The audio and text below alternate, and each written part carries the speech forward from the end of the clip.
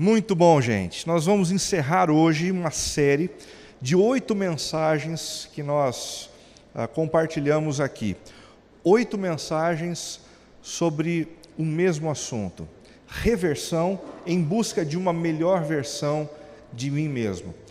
E para esse desafio a gente tem olhado com muito carinho para as bem-aventuranças de Jesus, que se encontram logo no início do primeiro sermão de Jesus, proferido para uma grande multidão, chamado Sermão do Monte.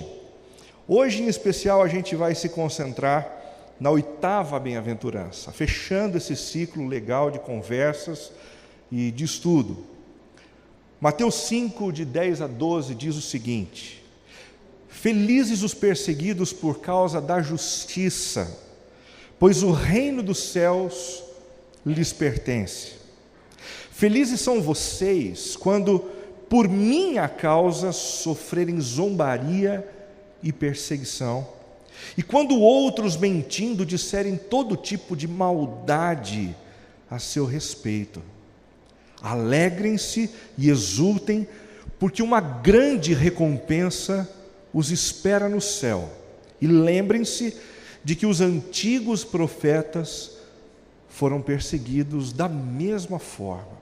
Essa é uma bem-aventurança bastante diferente das outras que nós já estudamos, porque todas as outras nos incentivam a uma mudança na nossa maneira de pensar e uma mudança na nossa maneira de agirmos. Tudo isso para sermos melhores maridos, melhores esposas, melhores companheiros de trabalho, melhores profissionais, melhores seres humanos e melhores discípulos de Cristo. Mas aqui não se trata de uma bem-aventurança que nos impele a um movimento, mas uma bem-aventurança que nos fala a respeito da consequência trazida sobre a própria vida daquele que se comprometeu com as bem-aventuranças anteriores. Aqueles que se comprometeram em reconhecer a sua pobreza interior, aqueles que se fizeram mansos em meio às provocações do dia a dia, que agiram com misericórdia diante daqueles que precisavam de socorro e de ajuda, daqueles que agiram como pacificadores em meio aos mais variados conflitos, tudo de acordo com as estritas orientações dadas por Jesus. E que consequência é essa? Luta, sofrimento e perseguição. Você concorda comigo que essa é uma bem-aventurança bastante esquisita? Bastante esquisita porque a gente vive hoje numa sociedade que trabalha com uma lógica chamada lógica da retribuição. Quando a gente sofre porque a gente fez alguma coisa mal feita, ou porque a gente fez o que não deveria de fazer, ou a gente deixou de fazer o que deveria ser feito, a gente até administra bem essa história do sofrimento, do problema, do conflito. Mas a gente não lida bem com essa história de lidarmos com o sofrimento quando a gente faz tudo certo. E é exatamente isso que Jesus está dizendo para a gente. Se nós, discípulos de Cristo, nos alinharmos com a ética do reino de Deus, se nós nos comprometermos com a missão de Jesus aqui na terra, do jeito que a gente precisa se comprometer, e a gente fizer tudo certinho, no final das contas, o que a gente vai receber é luta, é perseguição, é sofrimento. Para a gente entender um pouco mais o que essa bem-aventurança nos ensina, e até mesmo a intensidade dessa perseguição, dá uma olhadinha no versículo 10. Felizes os perseguidos por causa da justiça. Essa palavra perseguidos vem de um radical grego chamado dioko, que significa literalmente o seguinte: aqueles que foram assediados, pressionados, a ponto de terem que sair correndo. Tamanha pressão, tamanho ódio, tamanha ira, tamanha a indignação daqueles que estavam por perto. Gente pressionada, tendo vontade de sair correndo para poupar a própria vida, para poupar a própria família. Essa foi a história de inúmeros homens e mulheres de Deus ao longo da história. Quando a gente olha para o Antigo Testamento, a gente tem, por exemplo, a história de Davi. Um sujeito que ainda, no início da sua juventude, recebeu a notícia por parte de Samuel que Deus o escolhera como rei sobre todo Israel. E ele foi ungido por esse profeta Samuel como rei. Mas ele não assumiu o trono naquele momento. Ele precisou ter muita paciência. Ele precisou aguardar com longanimidade até que a hora certa chegasse. Mas quem não ficou nada contente com essa história foi Saul, o rei que estava governando naquele momento. E ele partiu para cima de Davi com todas as suas forças, com todas as suas energias, e transformou a vida de Davi num verdadeiro inferno. Você que já leu 1 Samuel, um livro do Antigo Testamento, você sabe do quanto foi duro esse período na vida de Davi, que se aventurou no meio do deserto, passou a viver em meio a privações, ao lado de bandidos, e ele viu crescer avassaladoramente o número daqueles que conspiravam contra ele. No Salmo 3, ele mesmo diz o seguinte: ó Senhor, eu tenho tantos inimigos, tanta gente é contra mim. São muitos os que dizem, Deus nunca o livrará. É assim que ele se sentia, cercado por gente que o pressionava, e a vontade dele era a vontade de sempre sair correndo.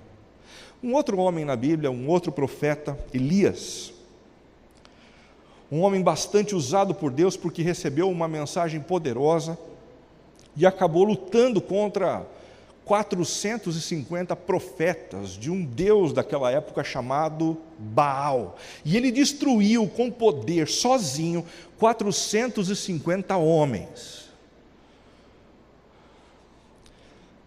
Quando Jezabel, a esposa do rei daquela época, Acabe, ficou sabendo dessa história, ela prometeu diante do seu marido e dos magistrados: eu não vou sossegar enquanto eu não acabar com a vida desse homem. E ele se deixou abater por essa palavra. Ele se deixou abater pela voz de Jezabel. Ele não temeu os 450 profetas de Baal, mas ele temeu uma mulher. Dá para a gente perceber como essa mulher devia ter uma fama complicada.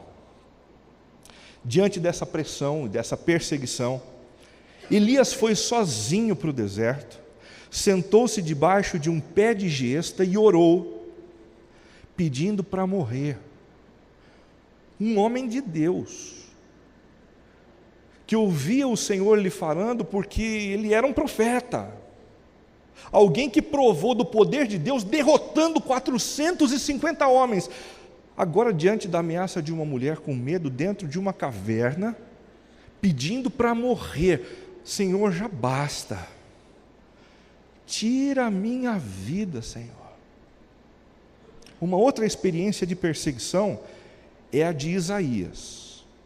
Nós temos um livro na Bíblia com o nome dele, e a história de Isaías é muito interessante, porque, muito embora a sua palavra fosse uma palavra dura para contra o povo, ele sempre se incluía como alvo das palavras do Senhor. Então ele dizia o seguinte: Senhor, eu habito no meio de um povo de impuros lábios, mas os meus lábios também são impuros. E nós tememos pela tua justiça, nós tememos pela sua manifestação. Segundo a tradição judaica do Talmud, Isaías foi perseguido por Manassés, um rei perverso que governou em Jerusalém e que, após uma longa perseguição, acabou cerrando esse profeta ao meio. A tradição diz que ele se escondeu atrás de uma pilastra de madeira, e eles não tiveram nenhum tipo de dificuldade, seguraram ele ali. o prenderam com cordas e o cerraram juntamente com aquela madeira, com aquele pedaço de pau. Uma outra história instigante é a de Daniel, um homem extremamente inteligente, sábio, principalmente na área de gestão estratégica, dos negócios, do mundo político. E por isso mesmo ele foi convidado para trabalhar dentro da corte do rei inimigo, que era o opressor do povo de Israel, Nabucodonosor. E ele chegou a um posto dos mais altos, somente ele debaixo do grande rei Nabucodonosor, por conta de ciúmes, por conta de estar fazendo a vontade de Deus naquele momento histórico, agindo com lealdade, com fidelidade, ele foi perseguido. E alguns homens só conseguiram pegá-lo na sua fraqueza. Vejam comigo Daniel 6. Começaram a procurar falhas no modo como Daniel conduzia as questões do governo, mas nada encontraram. Ele era leal, sempre responsável e digno de confiança. Por isso, concluíram: nossa única chance será em relação às leis de seu Deus. Eles disseram para o rei Nabucodonosor que Daniel orava 3 vezes, e com isso tentaram mostrar a Nabucodonosor que ele era mais fiel ao Deus verdadeiro do que a Nabucodonosor. Foi lançado à cova dos leões para ser devorado por leões. Gente, um homem leal, um homem responsável, digno de confiança, que decidiu viver em alinhamento com o Senhor, que decidiu viver para fazer a vontade de Deus, e no final das contas, o que ele provou? Luta, sofrimento e perseguição. Um último exemplo do Antigo Testamento é o de Jeremias, que sofreu nas mãos de um rei chamado Zedequias. Jeremias foi portador de uma mensagem que conclamava o povo ao arrependimento. E durante 50 anos ele pregou a mesma mensagem. Sabe quantas pessoas se renderam a Deus depois dessa mensagem? Nenhuma. E como se não bastasse o sofrimento do insucesso, entre aspas, insucesso numérico, ele foi duramente perseguido por esse rei. Ele perguntou a ele: que crime eu cometi? O que eu fiz contra o rei, contra os seus servos ou contra o povo para ser preso? Eu suplico que me ouças. Não me mande de volta para o calabouço na casa do secretário Jonatas. Não me mande para lá, porque eu morrerei naquele lugar. A gente não tem notícias de como era esse calabouço na casa desse secretário chamado Jonatas. Mas certamente era um lugar horrível. Certamente era um lugar depressivo. Certamente era um lugar que roubava a própria dignidade humana. E ele está dizendo para o rei: olha, você faz qualquer coisa comigo, mas não me mande para lá, porque se eu for para lá, eu vou morrer, eu não vou aguentar essa provação. Eu não consigo entender, humanamente falando, como é que alguém faz tudo certo, se alinha com o Senhor, com a vontade de Deus, e no final das contas, colhe provação, colhe luta e perseguição. No Novo Testamento, essa perseguição começa com o nosso mestre. Com o nosso mestre. Perseguição feita pelos líderes judeus. Mais uma vez, de João 10:34, os líderes judeus pegaram pedras para atirar nele. E Jesus disse: por qual orientação de meu Pai? Eu fiz muitas obras. Por qual delas vocês querem me apedrejar? Deixa eu entender o motivo do meu apedrejamento antes disso acontecer. É porque eu curei pessoas que estavam padecendo com problemas de saúde, é isso?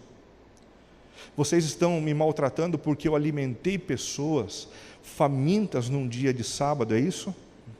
Vocês estão tentando me apedrejar porque eu anunciei o reino de Deus de maneira poderosa ao coração das pessoas, é isso? Por qual razão? Por qual razão? Jesus fez tudo certo. ele se alinhou com a vontade do Pai, ele viveu de acordo com a ética do reino de Deus. Ele era o próprio Deus encarnado, mas no nosso meio, fazendo tudo certo, ele colheu aquilo que os outros profetas colheram também: luta, sofrimento e perseguição.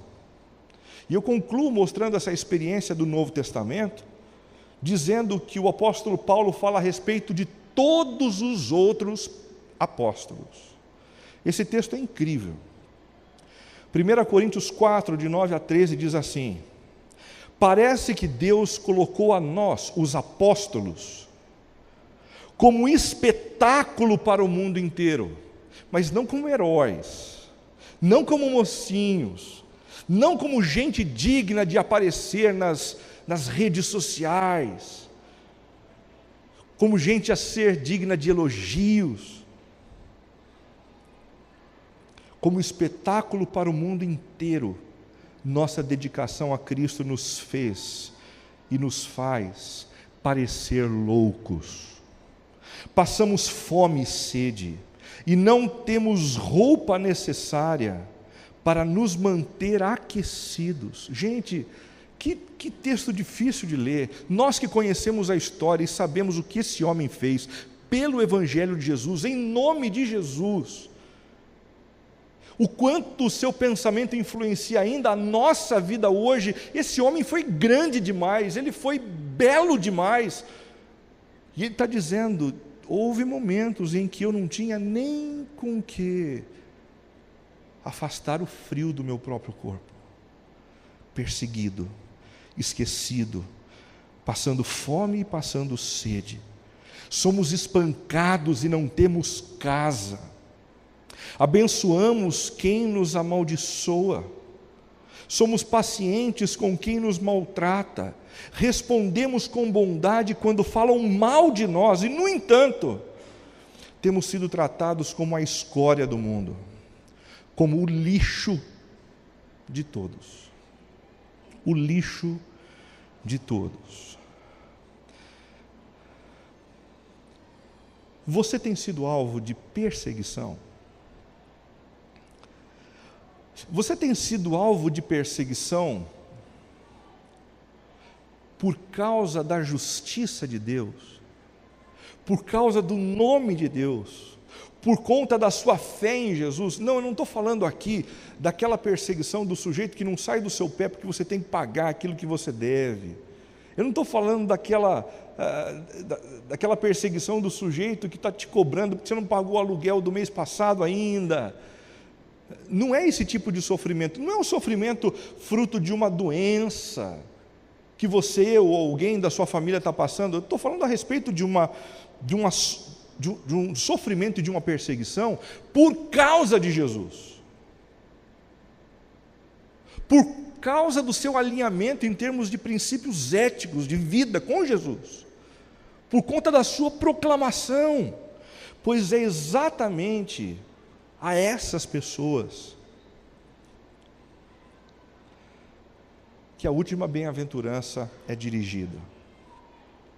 Só existem duas possíveis razões para nós estarmos provando uma completa e absoluta ausência de perseguição na vida da gente. Duas razões. A primeira delas é a seguinte: a nossa falta de compromisso com os princípios e com as práticas de justiça de Jesus. Não sofre perseguição por conta do nome de Jesus quem não se alinha com Ele, quem não se compromete com Ele, quem não se engaja na obra dEle. Em outras palavras, quem não faz diferença no mundo. Gente que não se alinha com Jesus e acaba vivendo com uma ética semelhante à ética do camaleão. Gente que quando vem de domingo para a comunidade, fala como um cristão, se relaciona como um cristão, é cordial como um cristão, se veste como um cristão, mas quando sai daqui, segue uma lógica completamente de vida, diferente. tem uma narrativa de felicidade que não tem nada a ver com o que a gente escuta aqui. A ética dessas pessoas é uma ética de camaleão. A eloquência dessas pessoas em falarem a respeito do nome de Jesus é uma eloquência de girafa. Eu não sei se vocês já estudaram muito a respeito de girafa, eu não. Mas ontem eu parei para dar uma olhadinha no Google e eu descobri que a girafa é um dos animais de quem a gente tem mais dificuldade de ouvir a emissão de um som. Tem gente que trabalha uma vida inteira com uma girafa para ouvir dela algum som. Ela é exuberante, ela é alta, ela é vistosa, mas não emite som. Tem discípulo de Cristo que é como girafa. Tem uma vida bonita, tem uma ética bonita, tem um comportamento exemplar, mas é incapaz de dizer tudo isso por causa de Jesus. Tudo isso porque eu fui transformado por Deus. Tudo isso porque Ele é o centro da minha existência. Tem dificuldade de abrir a boca para falar a respeito do Evangelho para os amigos. Ética do camaleão, eloquência da girafa e dinamismo da tartaruga. E de tartaruga a gente não precisa de muita explicação, né? Para as tartarugas a gente não precisa de muita explicação. Enquanto o desafio é profissional, somos leões, né? A gente estuda, a gente se forma, a gente faz um MBA, a gente faz uma pós, a gente busca o avanço, a gente se esmera, a gente vai para frente. Mas quando alguém diz assim, que tal a gente se mover na direção de alguma realidade para transformar essa realidade? Ai, meu joelho, minha artrite, minha artrose, tudo dói, tudo é lento, demorado e muito custoso. Quem vive assim, não tem perseguição mesmo.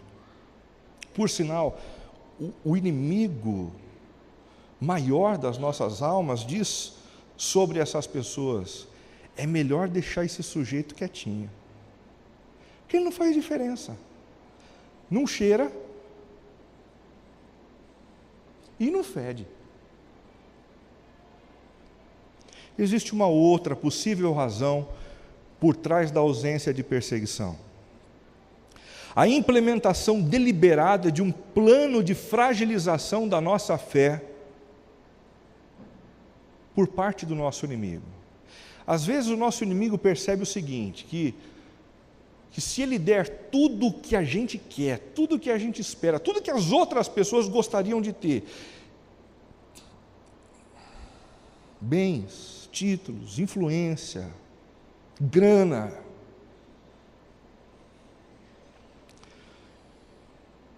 e não ficar nos provocando demais, isso aqui vai nos fragilizar.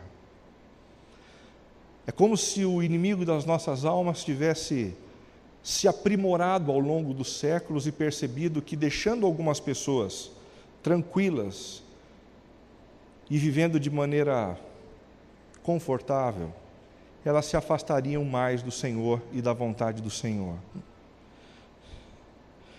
Com uma espiritualidade frágil, muitos de nós buscamos a Deus com bastante afinco quando falta o emprego, quando falta o dinheiro, quando falta a saúde, quando falta a prosperidade, mas quando essas coisas chegam, a gente some, a gente se esquece de Deus, a gente se esquece da oração, a gente se esquece da leitura da palavra, a gente simplesmente põe a vida no ponto morto. O nosso preparo teológico, cristão, de conhecimento da palavra, acaba sendo inconsistente, porque se a gente não é provocado com críticas, com questionamentos, a gente não busca crescimento. E a gente continua frágil, limitado. E o engajamento prorrogado, sempre aquele negócio assim de, quem sabe mais tarde, hoje eu estou vivendo um momento, eu preciso cuidar um pouquinho mais de mim, eu preciso cuidar um pouco mais da minha vida, da minha profissão, da minha família, dos meus bens, das minhas propriedades, tenho muita coisa para fazer, quem sabe num outro momento e numa outra hora. A segunda razão por trás da ausência de perseguição, talvez seja a implementação deliberada de um plano de fragilização da nossa fé por parte do nosso inimigo. O texto de Mateus, capítulo 10, nos ajuda a entender aquilo que Jesus disse no capítulo 5. É uma maneira dele ampliar a nossa compreensão sobre o assunto. Eu não vou ter condições de ler o capítulo inteiro, porque ele é muito longo, mas os versículos que a gente parar para ler vão ser suficientes para a nossa edificação hoje. Jesus enviou os 12 com as seguintes instruções: não vão aos gentios nem aos samaritanos, vão antes às ovelhas perdidas do povo de Israel. Vão e anunciem que o reino dos céus está próximo. Curem os doentes, ressuscitem os mortos, purifiquem os leprosos e expulsem os demônios. Deem de graça, pois também de graça vocês receberam. Sempre que entrarem em uma cidade ou povoado, procurem uma pessoa digna e fiquem em sua casa até partirem. Quando entrarem na casa, saúdem-na com a paz. Se o lar se revelar digno, que sua paz permaneça nela. Se não, retirem a bênção. Ouçam, eu os envio como ovelhas no meio de lobos, portanto, sejam espertos como serpentes e simples como as pombas. Tenham cuidado, pois vocês serão entregues aos tribunais e chicoteados nas sinagogas. Por minha causa serão julgados diante de governantes e reis, mas essa será a oportunidade de falar a meu respeito a eles e aos gentios. Quando forem presos, não se preocupem com o modo como responderão, nem com o que dirão. Naquele momento, as palavras certas lhes serão concedidas. Pois não serão vocês que falarão, mas o Espírito de seu Pai falará por meio de vocês. O irmão trairá seu irmão e o entregará à morte, e assim também o pai a seu próprio filho. Os filhos se rebelarão contra os pais e os matarão. Todos os odiarão por minha causa, mas quem perseverar até o fim será salvo. Quando forem perseguidos numa cidade, fujam para outra. Eu lhes digo a verdade, o Filho do Homem voltará antes que tenham percorrido todas as cidades de Israel. O discípulo não está acima do seu mestre, nem o escravo acima do seu senhor. Para o discípulo é suficiente ser como seu mestre, e o escravo como seu senhor. Uma vez que o dono da casa foi chamado de Belzebu, os membros da família serão chamados de nomes ainda piores. Não tenham medo daqueles que os ameaçam, pois virá o dia em que tudo que está encoberto será revelado e tudo que é secreto será divulgado. O que agora lhes digo no escuro, anunciem às claras, e o assunto e o sussurro em seus ouvidos proclamem dos telhados. Não tenham medo dos que querem matar o corpo, eles não podem tocar na alma. Temam somente a Deus, que pode destruir no inferno tanto a alma como o corpo. Quem me reconhecer em público aqui na terra, eu o reconhecerei diante de meu Pai no céu. Mas quem me negar aqui na terra, eu também o negarei diante de meu Pai que está no céu. Não imaginem que vim trazer paz à terra. Não vim trazer paz, mas espada. Vim para pôr o homem contra seu pai, a filha contra sua mãe, a nora contra sua sogra. Seus inimigos estarão em sua própria casa. Quem ama seu pai ou sua mãe mais que a mim, não é digno de mim. E quem ama seu filho ou sua filha mais que a mim, não é digno de mim. Quem se recusa a tomar a sua cruz e me seguir não é digno de mim. Quem se apegar à própria vida a perderá, mas quem abrir mão de sua vida por minha causa, a encontrará. Um texto fortíssimo, né? A gente chega no final de Mateus 10 sem fôlego. Nós temos aqui o envio dos discípulos de Jesus em missão no mundo, e o consequente anúncio da perseguição que eles receberiam. Quais as práticas da justiça requeridas por Jesus neste texto? A primeira coisa que Jesus requeriu dos seus discípulos foi o desenvolvimento de amizades verdadeiras e transformadoras. É isso mesmo. Se vocês querem fazer a minha vontade, a espiritualidade de vocês não precisa e não deve ser restrita a 4 paredes. Vocês precisam sair por aquelas portas. Vocês precisam se encontrar com as pessoas. Vocês precisam fazer amigos entre aqueles que não me conhecem, entre aqueles que não professam o meu nome, entre aqueles que têm críticas e dúvidas cruéis a respeito da minha existência e do meu caráter. Vocês precisam se relacionar com eles. Se nós queremos fazer diferença no nosso mundo, nós precisamos dar esse passo em obediência a Jesus.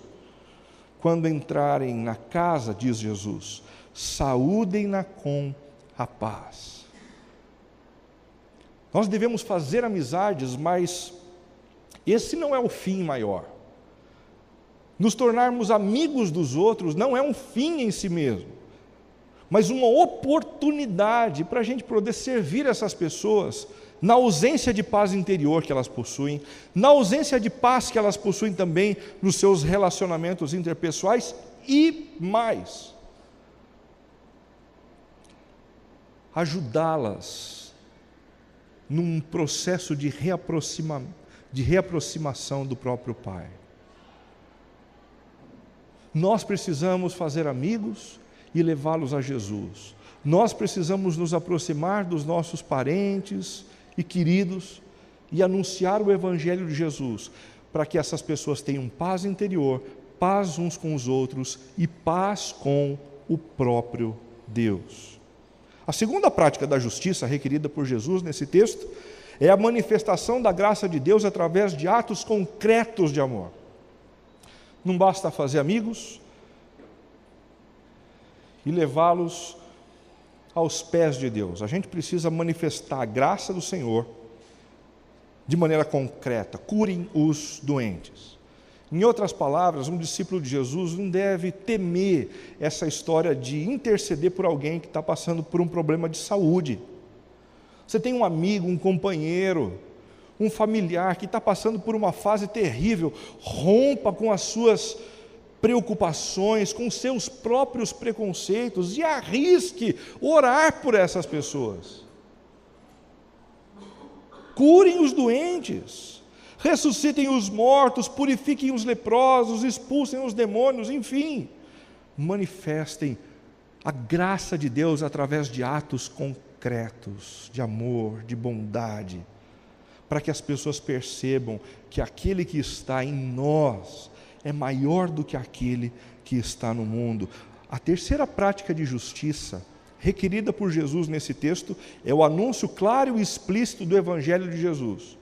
Em outras palavras, a gente não precisa ser, e não tem que ser como grandes girafas, bonitas e vistosas na ética, no comportamento social, mas que não falam a respeito de Jesus. Pelo contrário, nós devemos emitir som, nós devemos verbalizar a respeito do nosso compromisso com Jesus, e nós devemos explicitar o Evangelho de Jesus àqueles que convivem com a gente. Vão e anunciem que o reino dos céus está próximo. Anunciem, anunciem, anunciem. Ouviu? Entendeu? Faz amizades, leva a paz, cura os doentes, manifesta amor concreto e anuncia o Evangelho. Ouviu? Entendeu? Vai fazer, está empolgado, vai servir o Senhor Jesus ao longo dessa semana, fazendo exatamente aquilo que Ele quer. Então se prepare para receber alguns alertas de Jesus. Porque o nosso alinhamento com Jesus não nos dá a garantia da ausência de problemas, lutas e perseguições. O primeiro alerta dado por Jesus em Mateus 10 é o seguinte: ouçam, eu os envio como ovelhas no meio de lobos. Em outras palavras, preparem-se para lidar com resistências e oposições. Jesus é muito realista e Ele quer que nós, discípulos de Jesus, tenhamos os pés no chão. Olha, se você se alinhar comigo, diz Jesus, as portas não vão se abrir como as portas de aeroporto. A gente se aproxima, elas vão se abrindo, tapete vermelho, tudo limpinho, as pessoas falando de maneira cordial com a gente. Não, isso é bobagem, isso só acontece nos filmes tolos e ingênuos. Nós seremos alvo do ódio da sociedade, nós seremos alvos da ira da sociedade, nós seremos pressionados a ponto de termos vontade de sair correndo. O segundo alerta dado por Jesus é: evitem os conflitos inúteis e desnecessários. Tem alguns cristãos que são perseguidos, que são diminuídos, que são pisoteados, mas não é por conta da fé deles, não, é porque eles são chatos pra caramba. Tem cristão por aí que é chato, ele acha que ele está sendo perseguido por conta da justiça, mas não é por conta da chatice dele, é por conta da intolerância dele, é porque ele não consegue sentar com alguém que pensa diferente que ele, que tem princípios diferentes, que tem uma fé diferente. Ele agride, ele bate, ele machuca, e se ele puder, ele mata. Ele é perseguido e deveria ser perseguido pela polícia. Evitem conflitos desnecessários, sejam espertos como as serpentes. Não entra em toda discussão, não. Não vale a pena. Tem gente que acha que quando discute com um amigo sobre religião no trabalho, discute, pá, fez o trabalho certo, discutiu, perdeu, brigou, perdeu. Sejam espertos como as serpentes. Tem momentos em que a gente precisa passar desapercebido. Sejam também simples como as pombas. A gente precisa ser um pouco mais simples, menos arrogante, mais humilde. Porque nem todo conflito vale a pena ser travado. O terceiro alerta de Jesus é o seguinte: aproveitem as oportunidades geradas pela perseguição. Por minha causa serão julgados diante de governantes e reis. Vocês serão julgados, mas essa será a oportunidade de falar a meu respeito a eles e aos gentios. Quando der tudo errado e as mentiras prevalecerem, e você for parar no pior lugar que existe, é porque eu coloquei você ali de propósito, para você ter a oportunidade de falar do meu nome, para gente que em outras circunstâncias você não teria condições de falar. Entendeu? Diz Jesus.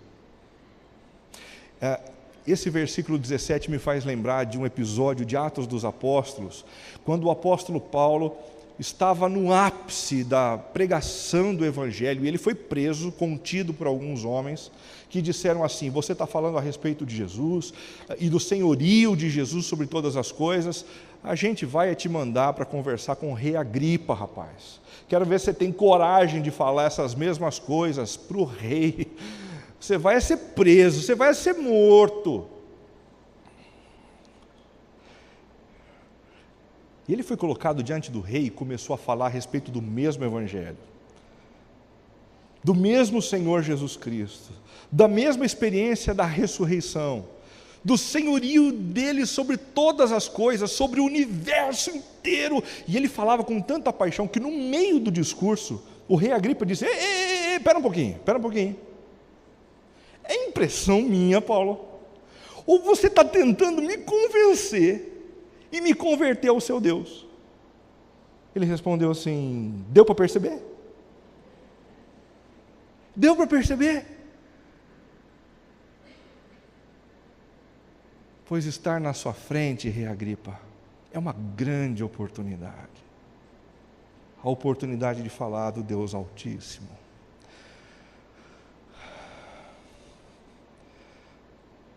Vocês serão levados como ovelhas entre lobos. Vocês precisam ser prudentes, como as pombas, simples como as pombas, prudentes como as serpentes. Mas quando vocês fizerem tudo certo, quando vocês se alinharem a mim, quando vocês ouvirem os meus alertas, vai dar tudo errado. Aparentemente tudo errado de novo, porque vão surgir alguns conflitos familiares. Vai ter gente da família de vocês dizendo: eu preferia você quando você não era um cristão. Eu preferia você quando você tinha um outro princípio e um outro valor. Quando você fazia algumas coisas que a gente não podia contar para ninguém, mas eram muito legais.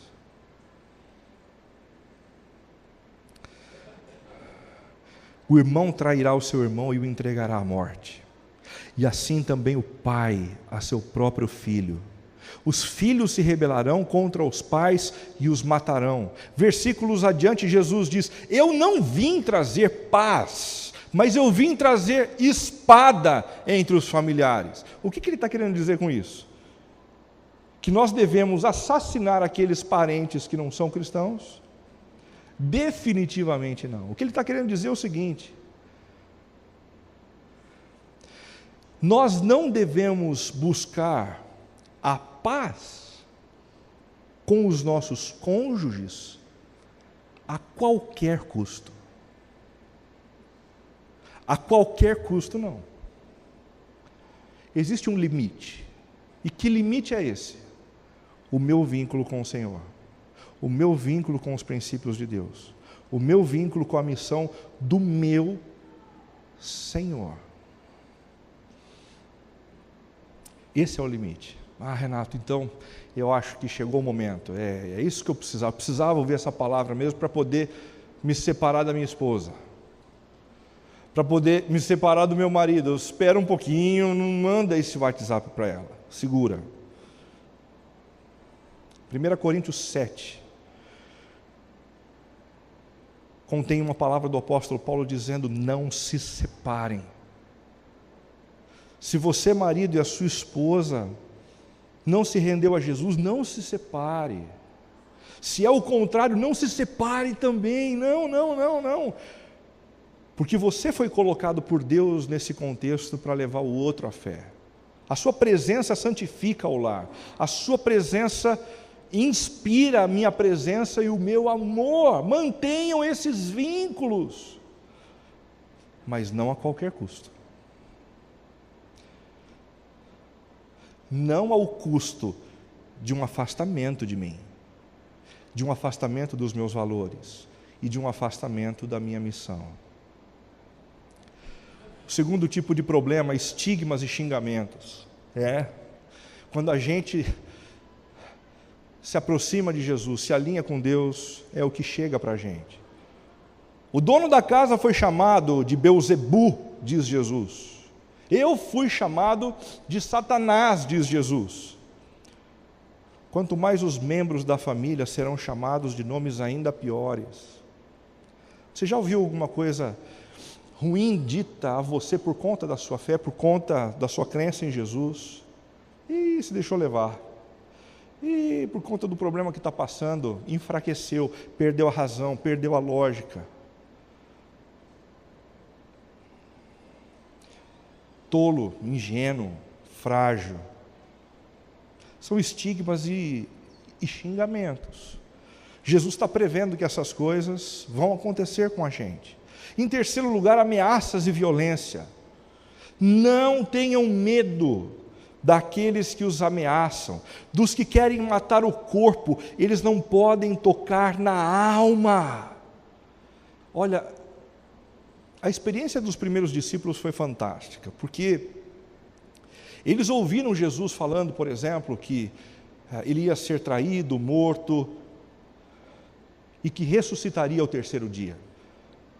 Mas até ouvir uma pessoa dizer isso, a gente olha, a gente diz, nossa, que boa intenção, né? Mas à medida em que os anos foram passando, foi exatamente o que aconteceu com Jesus. 3 dias após a sua morte, os discípulos se encontraram com Jesus, como ele tinha dito, mais de 500 homens, que comeram, beberam e dormiram, comeram, beberam e dormiram, comeram, beberam e dormiram por 50 dias com ele. 50 dias. Você tem ideia do impacto que isso gerou na vida desses homens? Quando as pessoas chegavam por conta de uma perseguição e diziam assim, abra mão da sua fé, porque do contrário eu acabo com a sua vida. Eles respondiam, ah é? Pode acabar. Se você não se render ao nosso Deus, você e sua família vão ser lançados em chapas de ferro quente.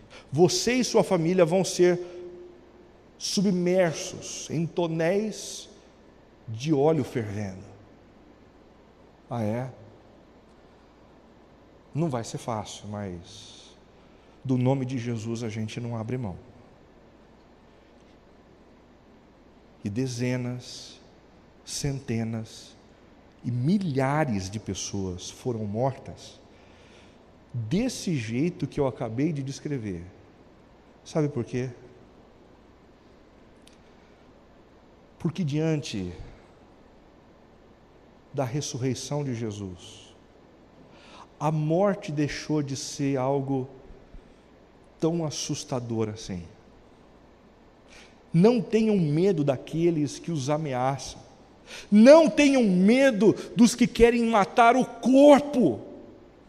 Porque se matar o corpo, logo logo a gente volta. Pelo mesmo poder que ressuscitou Jesus dos mortos. Temam somente a Deus, pois pode destruir no inferno tanto a alma quanto o corpo. Tem gente que teme mais o chefe do que o Senhor. Tem gente que teme mais os amigos do que o Senhor. Tem gente que teme mais o cônjuge do que o Senhor. Temor é bom, mas quando a gente tem temor diante da pessoa certa, Que promessas foram ditas por Jesus nesse contexto, para incentivar os discípulos daquela época e a gente a permanecermos juntamente com Ele? Em primeiro lugar, a orientação do Espírito. Quando forem presos, não se preocupem com o modo como responderão. Naquele momento, as palavras certas lhes serão concedidas e o Espírito de seu Pai falará por meio de vocês.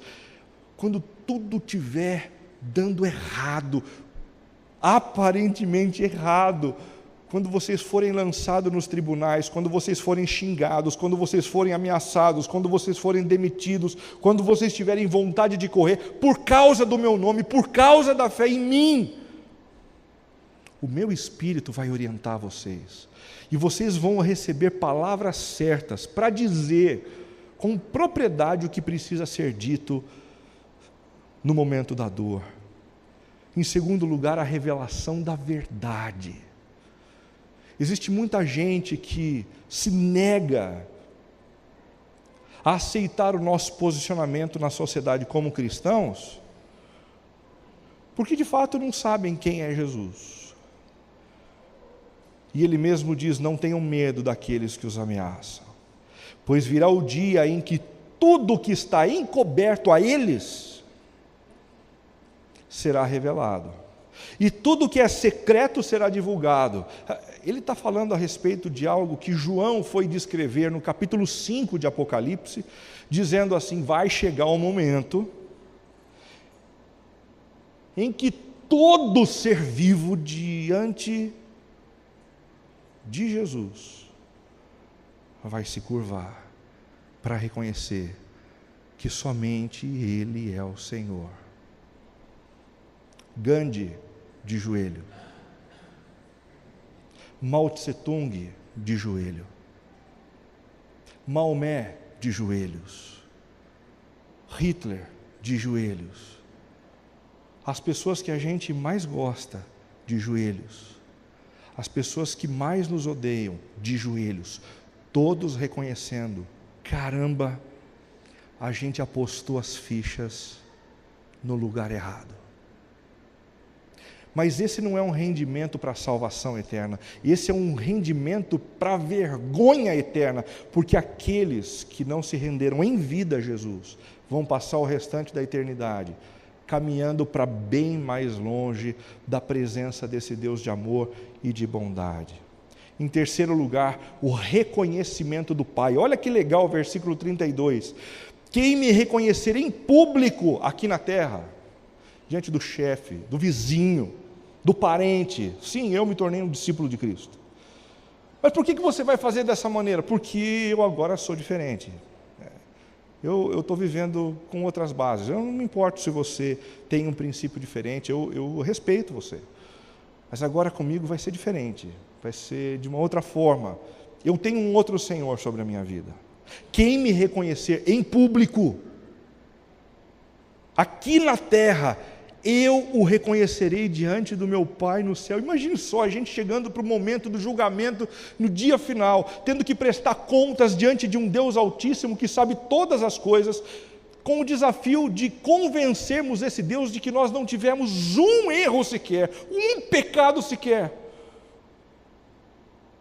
E aí a gente chega tremendo diante desse Deus que é justo e que vai punir o mal como precisa punir. E de repente Jesus coloca a mão na mesa e diz: Pai, esse não, esse é meu amigo, eu morri numa cruz por ele, eu já paguei as dívidas dele, ele está comigo, Pai. Quem me reconhecer em público aqui na terra, eu o reconhecerei diante de meu Pai no céu. Mas quem me negar, diz Jesus, aqui na terra, eu também o negarei diante de meu Pai que está no céu.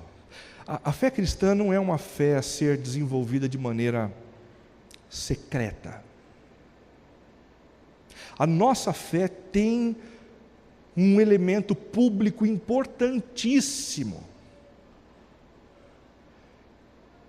E é por isso que um dos passos mais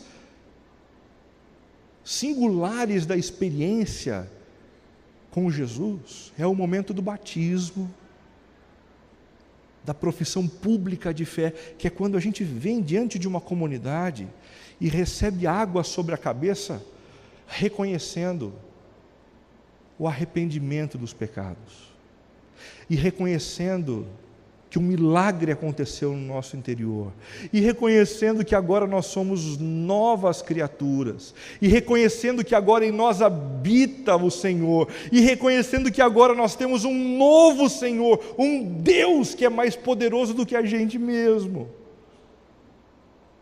Em quarto e último lugar, como promessa feita por Jesus aos que perseverassem com Ele, a salvação eterna.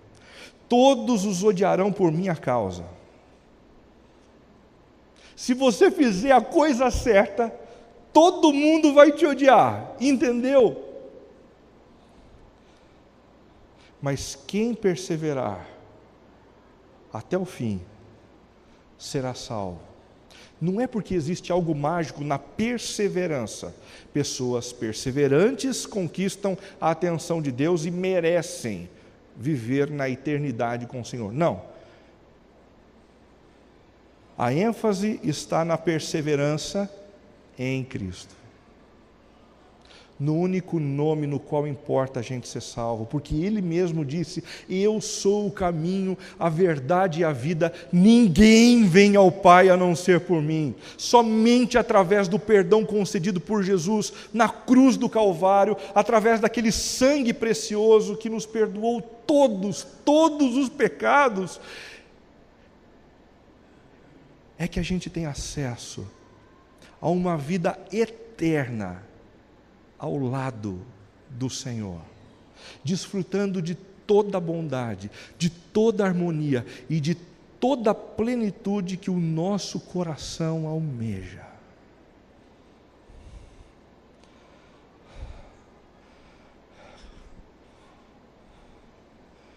Concluindo, gente, a última bem-aventurança é um grande contrassenso. É um grande contrassenso para aqueles que sempre buscaram a Deus para conseguirem vantagens para si mesmo. Se eu estou procurando a Deus para consertar meu casamento, para ter prosperidade, para ter saúde, agora Ele diz assim: você vai ter perseguição? Eu não quero.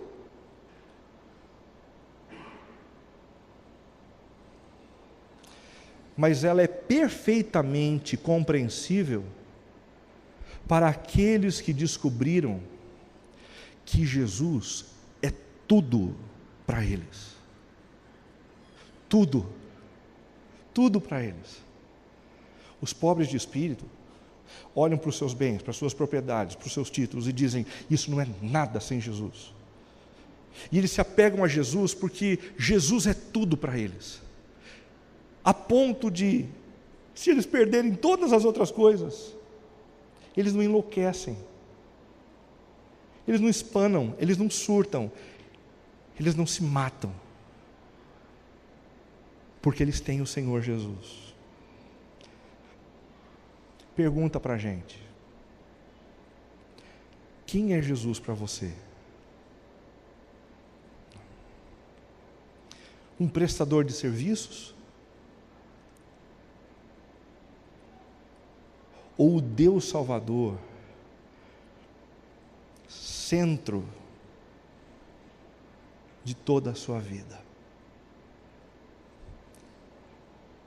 Em segundo lugar, a perseguição é uma consequência natural na vida daqueles que se comprometem com Jesus e se engajam em sua obra. É natural. Você tem sido alvo de perseguição? Não. Será que é por conta da falta de alinhamento e de contundência de vida cristã? Se a resposta é não, reposicione sua vida para servir ao propósito maior para o qual você foi criado: glorificar o nome de Deus. Nós fomos criados para isso. A nossa vida entra em harmonia quando a gente começa a servir ao Rei Jesus, quando a gente começa a trabalhar para o reino se expandir, e quando a gente faz isso através dos nossos dons, das nossas habilidades, e o reino se expande, que coisa gloriosa! Nós entramos em contato com o propósito central da nossa vida. Agora, se você tem sido alvo de perseguição, persevere, confiando nas promessas de Jesus. Não vai faltar orientação para você. Acredite, no tempo certo, todo mundo vai saber que você estava do lado certo. Acredite! A sua perseverança em Cristo vai proporcionar a você e aqueles que forem influenciados por você a uma salvação que não se limita a essa vida, mas que se estende por toda a eternidade. Bem-aventurados os perseguidos por causa da justiça, porque eles herdarão o reino dos céus. Bem-aventurados os perseguidos por causa da justiça, porque eles herdarão o reino dos céus.